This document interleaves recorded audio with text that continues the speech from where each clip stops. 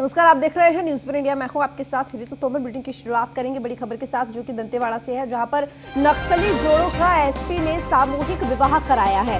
तो सरेंडर करने वाले नक्सली जोड़ों का ये सामूहिक विवाह कराया गया है एसपी द्वारा। पुलिस लाइन कैंपस करली कैंपस है जहां पर ये सामूहिक विवाह संपन्न हुआ।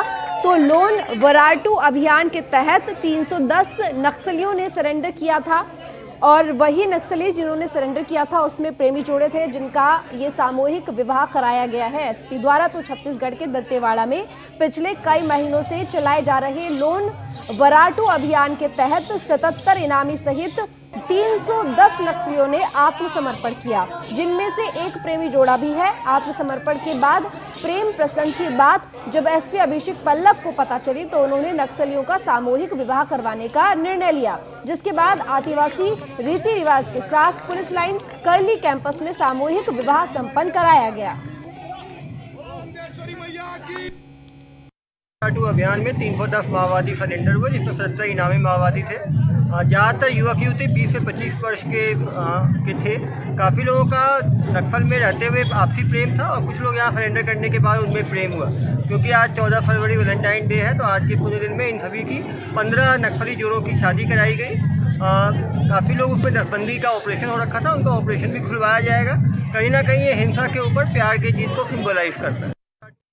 राजनांदगांव से खबर है, जहां पर 2 दिवसीय पुष्प महोत्सव का आयोजन किया गया। रंग बिरंगे फूलों से गुलजार हुई आनंद वाटिका में फूलों से बनाई आकर्षक कलाकृतियां। इसके साथ ही पुष्प महोत्सव में नृत्य और गायन प्रतियोगिता का भी आयोजन किया गया है। पुष्प मेले में लोगों को पर्यावरण संरक्षण का भी संदेश दिया गया। तो रंग बिरंगे फूलों से गुलजार हुई आनंद वाटिका, आकर्षक कलाकृतियां बनाई गई थी इन फूलों के जरिए, जो कि आकर्षण का केंद्र भी रही। तो राजनांदगांव से खबर है, जहां पर 2 दिवसीय पुष्प महोत्सव का आयोजन किया गया है, यानी कि फ्लावर शो, और इसमें रंग बिरंगे फूलों से गुलजार इस वक्त हो रखा है आनंद वाटिका।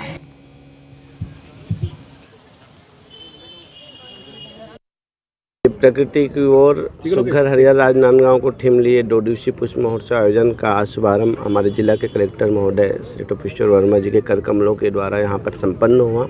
साथ ही हमारे शहर के प्रमुख अधिकारी SP sir Shri D Shravan sir, CO जिला पंचायत सर श्री अजीब बसंत सर, हमारे वन मंडलाधिकारी श्री बीपी सिंह सर और प्रशिक्षु वन मंडलाधिकारी श्री शशि कुमार जी यहाँ पे उपस्थित थे। इसके अलावा हमारे शहर वासियों के सभी गणमान्य लोग, हमारे एल्डरमैन श्री एजाजुर भाई, मनीष गौतम और पूरे शहरवासी यहाँ पर विराजमान हैं। इस बीच में जो उद्देश्य था कि हमारे शहर के बच्चों को उसकी प्रतिभाओं को एक मंच मिले, वही मंच इस पुष्प महोत्सव में प्रदान किया जा रहा है। अब सीधे लिए चलते हैं आपको जैसलमेर, जहां हमारे संवाददाता भूम सिंह ने पंचायत समिति मोहनगढ़ के प्रधान कृष्णा चौधरी के साथ मौजूद हैं। देखिए ये रिपोर्ट।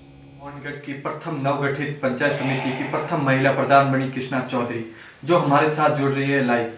कृष्णा चौधरी जी, आपको न्यूज़ वन इंडिया में वेलकम। धन्यवाद। किस एजेंडे पे आप कार्य कर रहे हो और प्रथम पंचायत समिति के प्रधान बने हो? कौन सा प्रथम एजेंडा रहेगा आपका, जो सबसे प्रथम कार्य कराओगे पंचायत समिति? पानी बिजली पर और शिक्षा पर ज़्यादा बढ़ावा रहेगा। जैसलमेर जिला सबसे बैकवर्ड जिला है। यहाँ पर शिक्षा, चिकित्सा, बहुत सारी असुविधाएं हैं, और राजस्थान सरकार जो केंद्र सरकार की योजनाएं धरातल पर लागू नहीं होती, उसको जनता को कैसे अवगत करवाएंगे, जनता को कैसे बताओगे? जनता के तो यही शिक्षा और जो नहरी क्षेत्र में जो पानी की समस्या ज़्यादा है, उस पर गौर किया जाएगा, और शिक्षा को बढ़ावा दिया जाएगा, और पानी जो बिजली की समस्या है गौर किया जाएगा। आप जीत का श्रेय किसे दोगे अब की बार? खुद आप कांग्रेस पार्टी की उम्मीदवार थी, जीत का श्रेय किसे दोगे आप अपने? मैं अपने परिवार को, ससुर जी को, जो मेरे दादाजी हैं, उन्होंने भी बहुत सपोर्ट दिया है, और सबका सपोर्ट और कार्यकर्ताओं का सपोर्ट बहुत ज़्यादा है। राजस्थान में स्टेट सरकार है, तो राजस्थान सरकार से कौन सी योजनाएं हैं जो आप बहुत जरूरी आपके पंचायत समिति में होनी चाहिए? क्या क्या योजना है बताइए। योजना एक तो नरेगा पर महिलाओं को रोजगार मिलना चाहिए, और जो महिलाएं इस पर कार्य करेगी और नहरी क्षेत्र में ज़्यादा रहेगा। नहरी क्षेत्र एक नहर पे डिपेंड है और किसानों को पानी वहीं से, और जहाँ तक 15 दिन ये काफ़ी दिन से बंद है उस पर गौर किया जा रहा है और सरकार को यही कहा जा रहा है कि पानी किसानों तक पहुँचाया जाए और बिजली और महिला एक आपके वर्तमान में महिला और प्रधान है, तो महिलाओं को क्या कैसे जागरूकता दोगे और महिला के एजुकेशन के लिए आप क्या क्या कार्य करोगे महिलाओं के लिए, लड़कियों के लिए? महिलाओं को सामाजिक, आर्थिक और कानूनी रूप से उनको जागरूक करना होगा। महिलाओं को आगे आगे उनको बढ़ावा देना होगा। मेरे को मोहनगढ़ में पिछड़ा वर्ग है महिला, देखा जाए तो उन पर बढ़ावा देना होगा। महिलाओं को शिक्षा पर ज़्यादा बढ़ावा, बेटी बचाओ बेटी नारा आगे बढ़ाना होगा। महिलाओं को आगे आके बोलना, और मेरे को आगे आके बोलना तो ही महिलाएं कुछ कर पाएंगी। मैं एक महिला हूँ, महिला। दहेज प्रथा पर आपका क्या विचार है? दहेज प्रथा सही है समाज में या गलत? दहेज प्रथा देखा जाए गलत है। महिलाओं पर बहुत अत्याचार हो रहा है, उन्हें मारा पीटा जाता है। मेरा यही रहेगा कि महिलाओं ये दहेज प्रथा पर रोक लगाई जाए। दहेज प्रथा नहीं होनी चाहिए। आज हमारे साथ न्यूज़ वन इंडिया के साथी कृष्णा चौधरी, पंचायत समिति मोहनगढ़ की प्रधान। आगरा में बदमाशों के हौसले बुलंद हैं। बाइक सवार बदमाशों ने व्यापारी को गोली मारी। घटना को अंजाम देकर बदमाश हुए फरार। व्यापारी को गंभीर हालत में अस्पताल में भर्ती कराया गया। दुकान बंद कर अपने घर जा रहा था व्यापारी। गोलीकांड के बाद इलाके में दहशत का माहौल है। मामला दर्ज कर जांच में पुलिस जुटी हुई है। तो घटना को अंजाम देकर बदमाश फरार हुए। और जिस तरीके की कानून व्यवस्था बनी हुई है, ऐसे में अगर दिन दहाड़े बदमाश इस तरह की चीजें करेंगे, यानी कि इस तरह की वारदातों को अंजाम देंगे, तो साफ जाहिर होता है कि कानून व्यवस्था किस कदर कमजोर है। बाइक सवार बदमाशों ने व्यापारी को गोली मारी। आगरा में बदमाशों के हौसले बुलंद, और साथ ही घटना को अंजाम देकर बदमाश फरार भी हो गए। व्यापारी को गंभीर हालत में अस्पताल में भर्ती कराया गया। दुकान बंद कर अपने घर पर जा रहा था व्यापारी। गोलीकांड के बाद इलाके में दहशत का माहौल है। तो मामला दर्ज कर पुलिस जांच में जुटी हुई है। ये अपनी दुकान से बंद करके घर जा रहे थे, तो दो अज्ञात व्यक्तियों द्वारा इनके ऊपर फायर कर दिया गया है। और जी उनके एक पेट में थोड़ा सा लगा हुआ है, और जो आउट ऑफ डेंजर है। प्रथम दृष्टया क्या मामला निकल के आ रहा था? प्रथम दृष्टया तो अभी कुछ ऐसा सामने नहीं आया है। ये है कि ये बता रहे थे कि वो कोई दुकान बंद हो चुकी थी, पीछे वाले गेट से कुछ आगे के सामान दे दीजिए, और उन्होंने कहा कि भैया बंद हो गया है, अब नहीं देंगे। तो प्रथम दृष्टया तो उन्होंने यही बताया है। अब इन्वेस्टिगेशन के बाद मालूम पड़ेगा कि क्या ये क्यों हुआ है। ना सर, ये कुछ दुकान के पास खड़े थे, दयाराम स्वीट्स के पास। मतलब अचानक अपनी साइकिल पे थे, कोई अचानक से दो बाइक सवार आए, उन्होंने इनमें आते ही गोली मार दी। कुछ समझ नहीं पाए, जबकि ये कोई जॉब करते हैं प्राइवेट। कुछ नहीं है, अरे बहुत सीधे सज्जन आदमी है। कहाँ पे करते हैं काम? ये रामा ट्रेडर्स पीपल मंडी, ये कमलानगर रहते हैं। तो बाइक सवार बदमाशों ने व्यापारी को गोली मारी। आपको बता दें कि व्यापारी अपनी दुकान बंद कर अपने घर जा रहा था, और रात का ये वक्त था जब इस वारदात को बदमाशों ने अंजाम दिया, और लूट की वारदात को अंजाम देकर बदमाश फरार हो गए। तो गंभीर हालत में व्यापारी को अस्पताल में भर्ती कराया गया। दुकान बंद कर अपने घर जा रहा था, जिस दौरान ये वारदात हुई। गोलीकांड के बाद इलाके में दहशत का माहौल है। मामला दर्ज कर पुलिस जांच में जुटी हुई है। ये तस्वीरें उसी वक्त की, और गोली मारकर बदमाश फरार हो गए लूट की वारदात को अंजाम देकर। तो बदमाश बाइक सवार थे जिन्होंने गोली मारी व्यापारी को।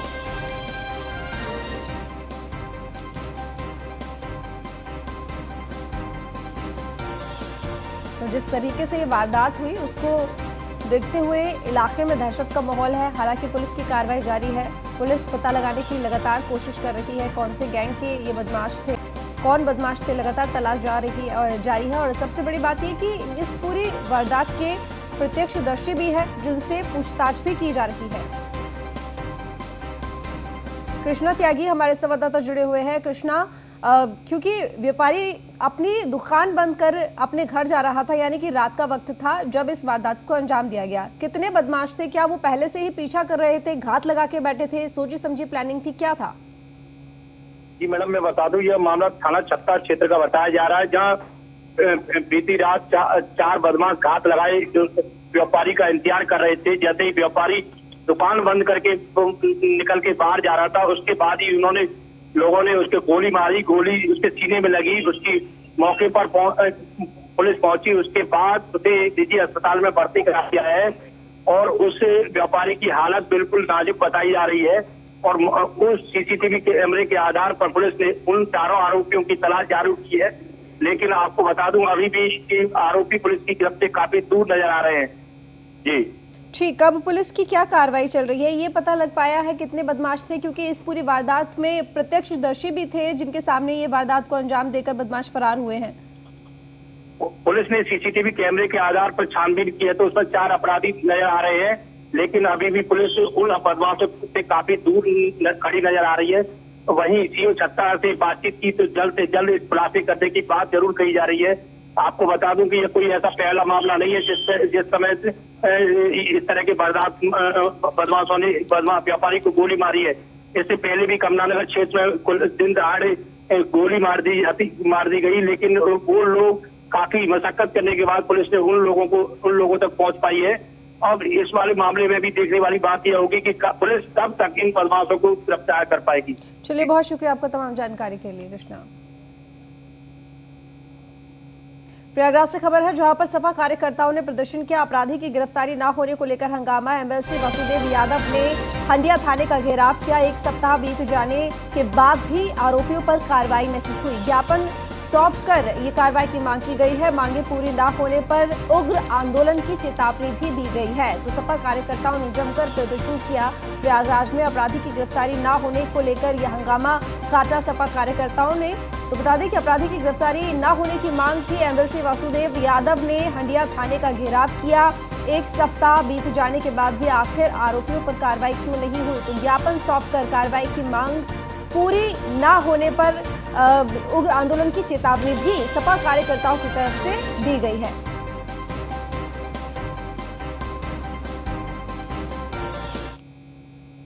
थाने में लगातार अपराध बढ़ते जा रहे हैं। अभी 8 फरवरी को तारा गांव के विनय कुमार को चाकू से गोद डाला गया लाक्षागृह कॉलेज में और अपराधी बेखौफ घूम रहे हैं। 3 नामजद हैं, अभी तक गिरफ्तार नहीं हुए हैं। कहीं न कहीं शासन प्रशासन का दबाव है। मैंने कल निधि यादव जी और तमाम कार्यकर्ता पार्टी के लोगों ने आईजी डीआईजी समिति को ज्ञापन दिया और हम लोग यहाँ पर भी आए हैं। हंडिया के हमारे तमाम साथी कार्यकर्ता हमारे पीड़ित हैं। मैं हंडिया में किसी भी कार्यकर्ता के साथ में अन्याय नहीं होने दूंगा। अन्याय जब भी कोई करेगा हम लोग उसको न्याय दिलाने के लिए यहाँ पर खड़े रहेंगे। थाने में लगातार अपराध बढ़ते जा रहे हैं। अभी 8 फरवरी को तारा गांव के विनय कुमार को चाकू से गोद डाला गया लाक्षागृह कॉलेज में और अपराधी बेखौफ घूम रहे हैं। 3 नामजद हैं, अभी तक गिरफ्तार नहीं हुए हैं। कहीं न कहीं शासन प्रशासन का दबाव है। मैंने कल निधि यादव जी और तमाम कार्यकर्ता पार्टी के लोगों ने आईजी डीआईजी समिति को ज्ञापन दिया और हम लोग यहाँ पर भी आए हैं। हंडिया के हमारे तमाम साथी कार्यकर्ता हमारे पीड़ित हैं। मैं हंडिया में किसी भी कार्यकर्ता के साथ में अन्याय नहीं होने दूंगा। अन्याय जब भी कोई करेगा हम लोग उसको न्याय दिलाने के लिए यहाँ पर खड़े रहेंगे। तरह से पूरे प्रदेश में आज और हंडिया विधानसभा में भी अपराधी बेलगाम होते जा रहे हैं। उसी की कड़ी में 8 फरवरी को तारा गांव के एक 15 साल के लड़के के ऊपर चाकू से हमला किया दबंगों ने और उसको हत्या का प्रयास किया। अभी वो बच्चा जिंदगी और मौत से SRN अस्पताल इलाहाबाद में जूझ रहा है, अपनी ज़िंदगी के लिए जूझ रहा है।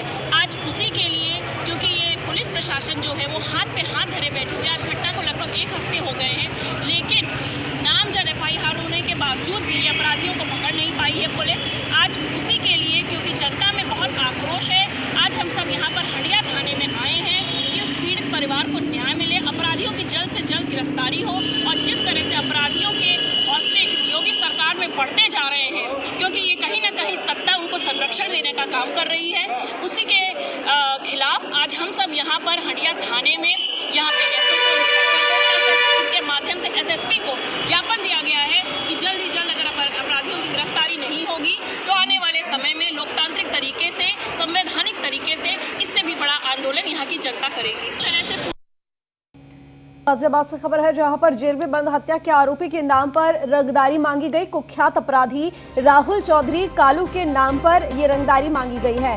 जैन कुल्फी के संचालकों से फोन कर रंगदारी मांगी गई। व्यापारी को जान से मारने की धमकी भी मिली है। पुलिस ने ऑडियो रिकॉर्डिंग के आधार पर मुकदमा दर्ज करा लिया है। पुलिस ने पूरे मामले में एक आरोपी को गिरफ्तार भी किया है। तो व्यापारी को जान से मार मिली है 3 बार फोन पे, 2:11 पर, 3:11 पर, 3:27। किस तरह की धमकी मिली है? ये धमकी मिली है कालू के नाम से, नुका उससे कालू से जाकर मिल लेना, नहीं तो आपका जो वही हसर होगा जो उसका विजय का हुआ था फपराने वाले का। उसके 27 गोली मारी थी, आपका 28 गोली मारी जाएंगी। अच्छा, जान से मारने की धमकी मिली है? जान से मारने की धमकी मिली है। और मैं यहाँ 50 साल से रुंगमणी मार्केट में कारोबार कर रहा हूँ अपना। जी, किस चीज का कारोबार करते हैं? एक कुल्फी का कारोबार है। हम दोनों भाई मिलकर करते हैं कारोबार यहाँ पे। अच्छा, दोनों भाइयों को, छोटे बड़े दोनों को धमकी मिली है हमें। आपके छोटे भाई का क्या नाम है? उसका छोटे वाले का नाम दीपक जैन है। फिलहाल वो अभी घर पर ही है। जी, तो अभी तक क्या इससे पहले भी आपको कोई धमकी मिली है? इससे पहले मुझे कोई धमकी नहीं मिली थी, ये पहली बार मिली है। 3 बार धमकी मिली है। छोटे वाले भाई के फोन पे शाम को धमकी मिली उसे भी। अच्छा, उससे भी यही कहा गया कि वहाँ जाके उससे मिल लेना, नहीं तो गोली मार दी जाएगी। अच्छा, तो आपको किस लिए बुलाया जा रहा है वहाँ पर? भाई इसके बारे में सर मैं कुछ नहीं कह सकता किस बारे में बुलाया जा रहा है, लेकिन ये 27 तारीख में वहाँ से